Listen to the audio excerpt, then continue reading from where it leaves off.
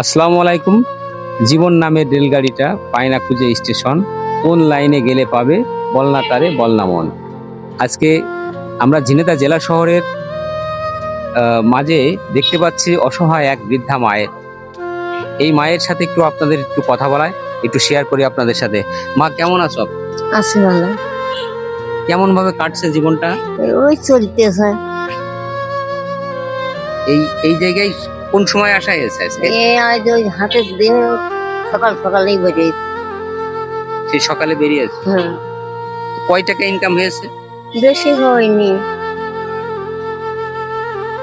বেশি হয়নি। তো এই টাকা ইনকাম করে এই টাকা দিয়ে কি করে ঘরে ফেরা হয়? ওই ওই ওই টুকটুক করে খাই, এক পোয়া করে চাল কিনে দেবে কি টাকা। এক পোয়া করে চাল কিনে বৃদ্ধা মায়ের চলতে হয়। এই জেলা শহরের সকালে সূর্যোদয়ের সাথে সাথে বেরিয়ে এসেছে এই জেলা শহরের গলিতে গলিতে মানুষের দ্বারে দ্বারে ঘুরে একটু ভিক্ষাবৃত্তি করা।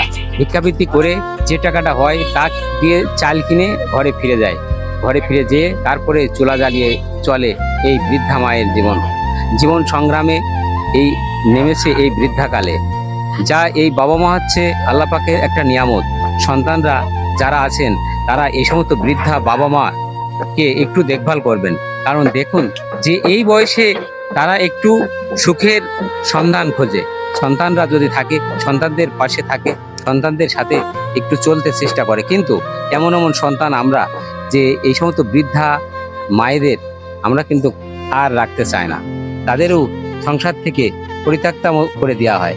আজকে এই বৃদ্ধা মায়ের পাশে কেউ নেই, শুধু আছে একা, একেবারেই চলতে হয় একাকিত্বভাবে।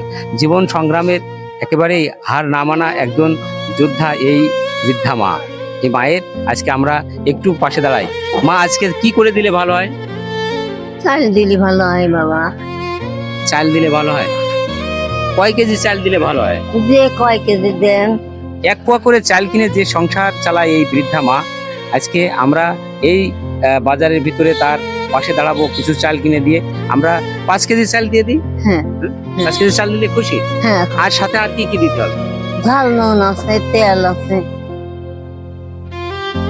আরে জীবন কত কষ্ট হয়, কত কষ্টের সাথে এই অসহায় মা জীবন যাপন করে চলেছে। আপনারা দেখুন যে সকাল থেকে এসে মানুষের দ্বারে দ্বারে ঘুরে যে টাকাটা হয়েছে তা দিয়ে কিন্তু চাল কেনার মতো এখনো টাকা জোটাতে পারেনি, এবং বলছে যে চালের সাথে তেল ঝাল লবণ যা দরকার সেগুলো তো অনেক দূরের কথা।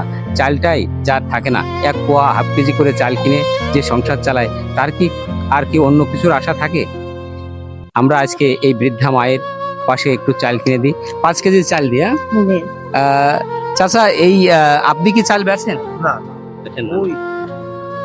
আমরা আসেন, আমাদের সাথে আসেন। আমরা একটু যে দাঁড়িয়ে আমরা যে চাল 5 কেজি চাল তার হাতে তুলে দেবো। এই দোকান থেকে বৃদ্ধা মা তার মাথাটা ঘুরছে, বলছে যে আমার মাথা ঘুরছে, আমি দাঁড়িয়ে থাকতে পারছি না। দেখুন তো কত কষ্ট লাগে বৃদ্ধা কালে। বৃদ্ধা বয়সে মানুষ কিন্তু আসলে বয়স কাউকেই ছাড় দেয় না, বার্ধক্যজনিত কারণে এখন একেবারেই বেচারা খুবই ক্লান্ত এবং পরিশ্রান্ত হয়ে গেছে। তারপরেও মানুষের দ্বারে দ্বারে ঘুরতে হয় শুধু এক মুঠো ভাতের জন্য। ভাতের ক্ষুধা কত বড় তীব্র হতে পারে দেখুন, আর মুখের দিকে তাকালেই বোঝা যাচ্ছে। চাচা, চাল 5 কেজি চাউল দেন তো। তার জি দেন একটা, কোনটা স্বাভাবিক পর্যায়ে যেটা সেটা দেবেন। আমরা এই বৃদ্ধা মায়ের 5 কেজি চাউল দিলাম, এবং তার আর আর কি কি লাগবে মা? ঝাল পেঁয়াজ আছে, খালি ঝাল আর টাকার মতো। ঝাল আর তরকারি লাগবে। আচ্ছা ঠিক আছে, আমরা চেষ্টা করব তার পাশে আজকে ঝাল এবং কিছু কাঁচা বাজার করে দিই। আমরা আমাদের সাথে আসুন। এই ঝিনেদা বাজারের ভিতরে এই অসহায় বৃদ্ধা মাকে নিয়ে আমরা এসেছি এবার কাঁচা বাজারে। আমরা কাঁচা বাজারে তার কিছু কাঁচা বাজার করে দিই। মা, কি লাগবে বলেন এবার? মোলা দেন। আচ্ছা, আপনি একটু কাঁচা ঝাল দেন আগে 1 পোয়া। এদের চাহিদাটা কত ছোট্ট একটা চাহিদা। 5 কেজি চাল শুধুমাত্র পেটে খাবারের জন্য, শুধু এক মুঠো ভাতের জন্য এদের দাঁড়ে দাঁড়ে ঘুরতে হয় মানুষের। আজকে 5 কেজি চাল দিয়েছি, এতেই সে হাজারো খুশি, কিন্তু তারপরেও আমরা নিয়ে আসছি যে কাঁচা বাজারে তার কিছু কাঁচা বাজার করে দিই। সে শুধুমাত্র কলা আর শুধু কাঁচা মরিচ নিয়েই বলছে যে এই যথেষ্ট। মাছ আছে? না, মাছ নেই, তাহলে একটু মাছ দিয়ে দিই। দেন। আচ্ছা ঠিক আছে, আমরা এখানে এটা দিয়ে আমরা একটু মাছ কিনে দেবো এই বৃদ্ধা মায়ের। আমরা এই বৃদ্ধা মায়ের জিজ্ঞাসা করেছি যে তার আজকে কি দরকার। সে বলেছে যে পেটের ক্ষুধাই সবচেয়ে বড় জিনিস। সে বলেছে যে আমার হাতের যন্ত্রণায়, কিন্তু চাল চেয়েছে 5, যে একটু চাল দিলেই হবে। আমরা 5 কেজি চাল দিয়েছি এবং কাঁচা বাজারে নিয়ে গেছি। সে কাঁচা বাজারও মরিচ এবং কলা দিয়েছি এবং মাছ বাজারে আসলাম, তার একটা ছোটখাটো দেখে একটা ইলিশ মাছ দিয়ে দিই। ইলিশ মাছ দিলে খুশি মা? হ্যাঁ। খুশি? আচ্ছা ঠিক আছে, আমরা একটা ইলিশ মাছ তার জন্য দিয়ে দিই। যেটা জেলা শহরের যে বাজার থেকে, মাছ বাজার থেকে তার একটু পাশে দাঁড়াতে পেরেছি। এই ভিডিওটি ভালো লাগলে অবশ্যই শেয়ার দিতে ভুলবেন না, শেয়ার দেবেন। এবং এই যে চাল এবং কাঁচা বাজার এবং ইলিশ মাছ আজকে এই বৃদ্ধা মায়ের পাশে দাঁড়ালাম, যার অর্থায়নে তিনি হলেন আমাদের গান্না ইউনিয়নের কৃতি সন্তান, দইঝুড়ি বাড়ি, কাজল ভাই, মালয়েশিয়া প্রবাসী। আমরা মালয়েশিয়া প্রবাসী কাজল ভাইয়ের পক্ষ থেকে আজকে এই মায়ের হাতে এইগুলো এই বাজার সদায় তুলে দিলাম। মা কি খুশি তুমি? হ্যাঁ, খুশি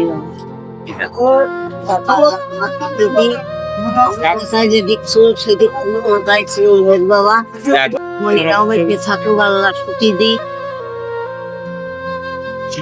এটা নিয়ে আপনি এবার যান।